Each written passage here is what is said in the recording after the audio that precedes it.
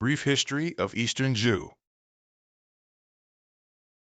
King Yu's decision to depose Queen Shen and Crown Prince Yi Zhu for his favorite concubine, Bao Si, creates a fatal rift among the elite. Seeking revenge, the queen's father forms a lethal alliance with the nomadic Chuanrong tribes. In 771 BCE, the coalition launches a devastating invasion of the Zhou heartland. The capital is sacked, signaling the end of the Zhou's direct military control over their ancestral base. The Western Zhou era ends abruptly with the death of King Yu in the shadow of Mount Li. After the disaster, loyalist nobles proclaim the former crown prince as King Ping. Faced with the ongoing Chuanrong threat, the court begins a desperate migration to the secondary capital, Luoyui. This relocation to the east, also known as Qingzhou, formally marks the start of the Eastern Zhou. King Ping tasked Duke Xiang of Qin with recapturing the lost western lands, establishing Qin as a major vassal state. The shift in geography reduces the Zhou kings to ritual figureheads with limited land and power. As royal authority fades, the central states splinter into hundreds of autonomous principalities. This chaotic new era, named after the spring and autumn annals, begins its long history. Duke Huan of Qi emerges as the first and most influential hegemon, or Ba, of the era. Qi's dominance is fueled by its control over essential salt and iron production. The hegemon system is created to defend the central states and support the weak Zhou king. The stated goal of the hegemon is to support the king and expel the barbarians. By the 6th century BCE, constant annexation leaves only a handful of dominant principalities. The rivalry between the northern state of Jin and the southern state of Chu dominates the era. Smaller states become satellites, forced to navigate the bipolar hegemony of the great powers. Based in the Yangtze Valley, Chu frequently challenges the legitimacy of the Zhou monarchs. Despite its military strength, Jin is plagued by internal conflicts between powerful ministerial clans. Once viewed as semi-barbarians, the Qin gradually expand their influence from the west. While monarchs are politically weak, they remain the essential source of ritual legitimacy. The Ba system provides a fragile framework of order in an age of decentralization. Early spring and autumn warfare is a ritualized aristocratic pursuit defined by chivalry. Chariots serve as the primary unit of battle, driven by armored elites following strict codes. Before the Battle of Chengpu, Duke Wen retreats 3 days' march to fulfill a personal promise. This ritualized deference underscores the importance of personal virtue in military leadership. Battles are often prearranged engagements between fighters who respect specific rules of conduct. Contemporary accounts emphasize that victory is a result of moral standing, not just force. Conflict in this era is often a competition for honor rather than total annihilation. Bronze remains the primary material for these elite, ritualized weapons.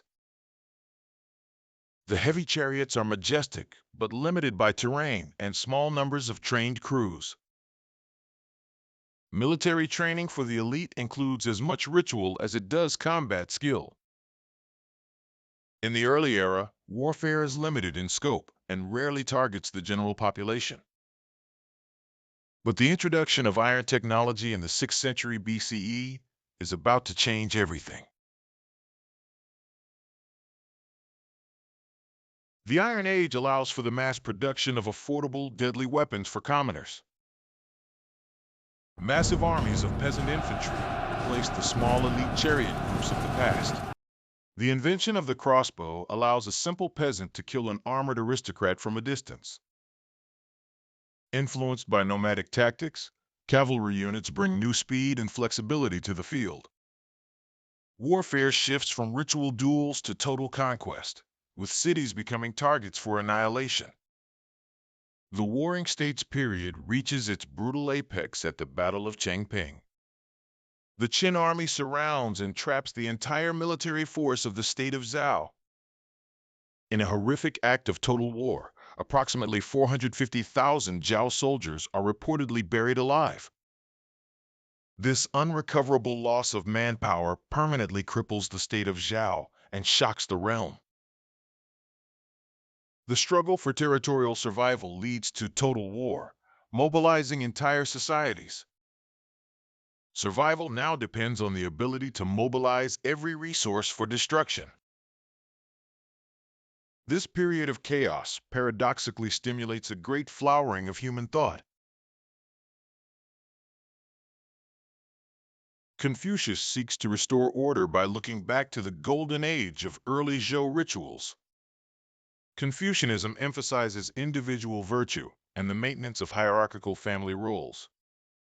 Mencius argues that rulers have a moral duty to provide for the people's well-being. Taoism offers a counter-narrative, advocating for harmony with the natural way, or Tao. Through wu-wei, or non-action, Taoists seek to end the suffering caused by striving for power. Legalism emerges as a pragmatic philosophy of rule through harsh laws and punishments.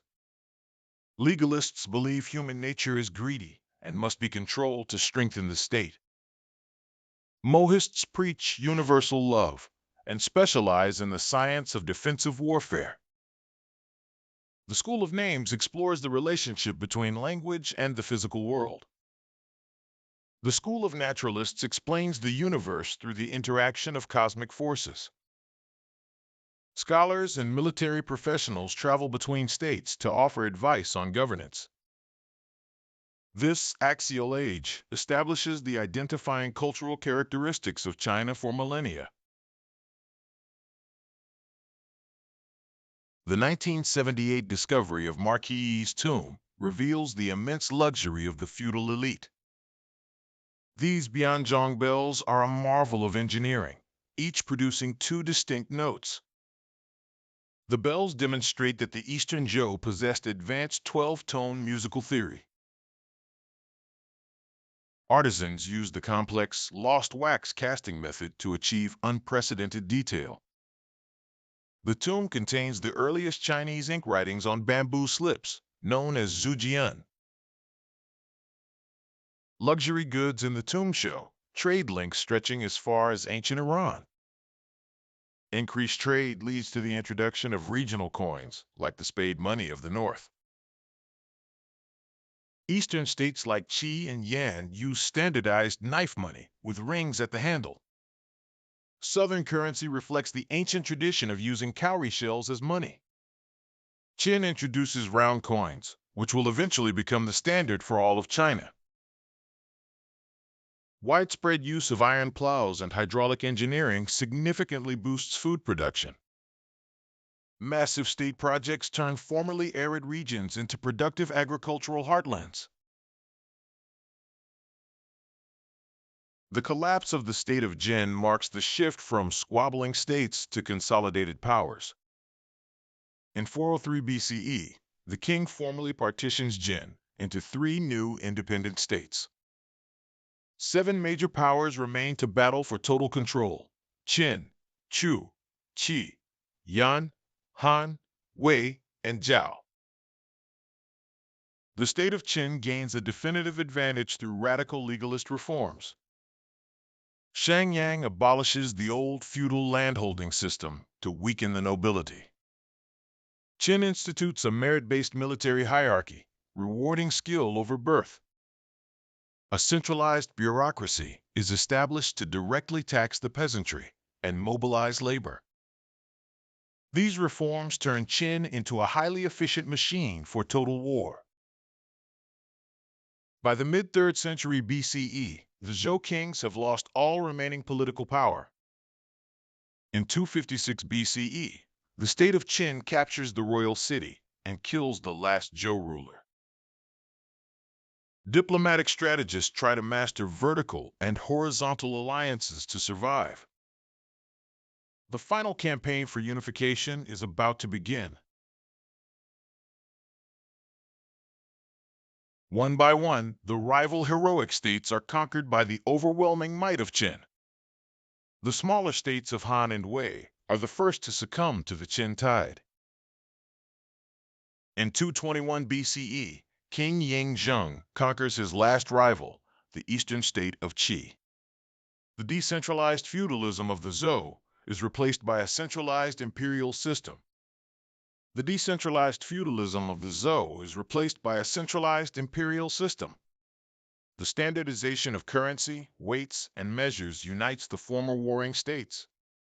The infrastructure of the First Empire rises on the bones of the warring states. The infrastructure of the First Empire rises on the bones of the warring states.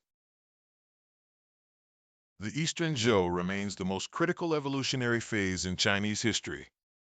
The intellectual and social structures forged in this crucible endure for millennia. This period of decay paradoxically established the identity of Chinese civilization.